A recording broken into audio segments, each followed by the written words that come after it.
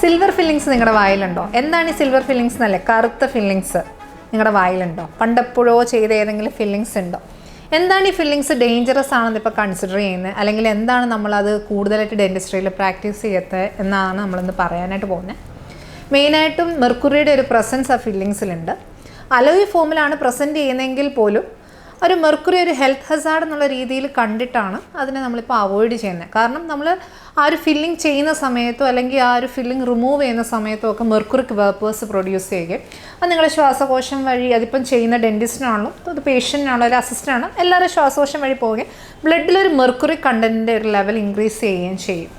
പക്ഷേ എന്തായിരുന്നു 2008 FDA ഇതിനൊരു ഹെൽത്ത് ഹസാർഡായിട്ട് കൺസിഡർ ചെയ്ത് പറഞ്ഞിട്ടുണ്ട്. അതിന് പല സ്റ്റേറ്റ്മെൻറ്റ്സ് ഒക്കെ പ്രൊവൈഡ് ചെയ്തിട്ടുണ്ടായിരുന്നു. പിന്നീടുള്ള എക്സ്റ്റെൻസീവായിട്ടുള്ള studies American dental association, Alzheimer's society, പല ന്യൂറോളജിക്കൽ ഡെഫിസിറ്റ്സിൻ്റെ റിലേറ്റഡ് ആയിട്ടുള്ള പല സ്റ്റഡീസൊക്കെ കണ്ടക്ട് ചെയ്തിട്ടുണ്ട്. അതിൽ നിന്നൊക്കെ അവർ പറഞ്ഞു വെച്ചാൽ മെർക്കുറി കണ്ടൻറ്റ് ഡെൻ്റൽ ഫില്ലിങ്സിൽ വളരെ കുറവാണ്. അതൊരു അലോയ് ഫോമിലാണ് നിലനിൽക്കുന്നത്. അത് ബ്ലഡിൽ അതിൻ്റെ ലെവലിൽ ത്രഷോൾഡിനേക്കാളും വളരെ കുറവാണ്, സേഫാണ് എന്നൊക്കെയാണ് പറഞ്ഞ് അതിൻ്റെ ഒരു എക്സ്റ്റെൻസീവ് സ്റ്റഡീസ് കഴിഞ്ഞൊരു ജസ്റ്റിഫിക്കേഷൻ പോലെ അവർ നമ്മളോട് പറഞ്ഞിരിക്കുന്നത്.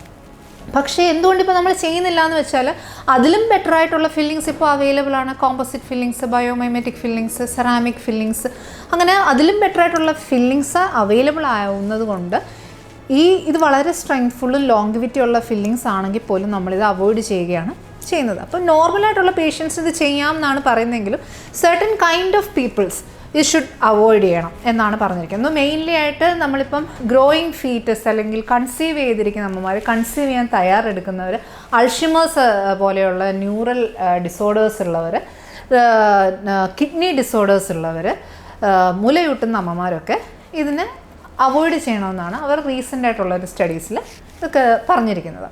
പിന്നെ മെയിനായിട്ടുള്ള പ്രശ്നം എന്ന് വെച്ചിട്ട് അമാൽഗം ഫില്ലിങ് ചെയ്യണമെങ്കിൽ ഇപ്പോൾ നമ്മുടെ ഡിഫക്റ്റ് ഒരു 2 mm ആണെന്നുണ്ടെങ്കിൽ മേ ബി ആ ഒരു ഫില്ലിങ് ചെയ്യണമെങ്കിൽ കുറച്ചും കൂടെ ഹെൽത്തി ആയിട്ടുള്ളൊരു ടൂത്ത് സ്ട്രക്ചറിനെ നമുക്ക് റിമൂവ് ചെയ്യേണ്ടതായിട്ട് വരും. അപ്പോൾ ഒരു എക്സ്റ്റെൻസീവായിട്ടുള്ളൊരു ഫില്ലിംഗ് ആണ്, അല്ലെങ്കിൽ ഇൻവേസീവ് ഫില്ലിംഗ് കൂടിയാണ് അമാൽഗം റെസ്റ്റോറേഷൻ. കൂടാതെ തന്നെ ഇത് വളരെ കാലം ഇരിക്കുമെങ്കിലും ക്രാക്സും ഫ്രാക്ചേഴ്സും ഒക്കെ എന്ന് പറഞ്ഞാൽ ചെറിയ ചെറിയ ക്രാക്കുകളായിട്ടും ഫ്രാക്ചറായാലും പല്ല് പൊട്ടാനും ഒക്കെയുള്ള ചാൻസും ഈ ഫില്ലിങ്സിനുണ്ട്. അതുകൊണ്ടാണ് നമ്മൾ ഇതിനെ അവോയ്ഡ് ചെയ്ത് കൂടുതൽ ബെനിഫിഷ്യൽ ആയിട്ടുള്ള കോമ്പോസിറ്റ് ഫില്ലിങ്സിലേക്കും ബയോമൈമെറ്റിക് ഫില്ലിങ്സിലേക്കും ഡെൻറ്റിസ്റ്റ് ഇങ്ങനെ പാറി പറന്ന് നടക്കുന്നത്.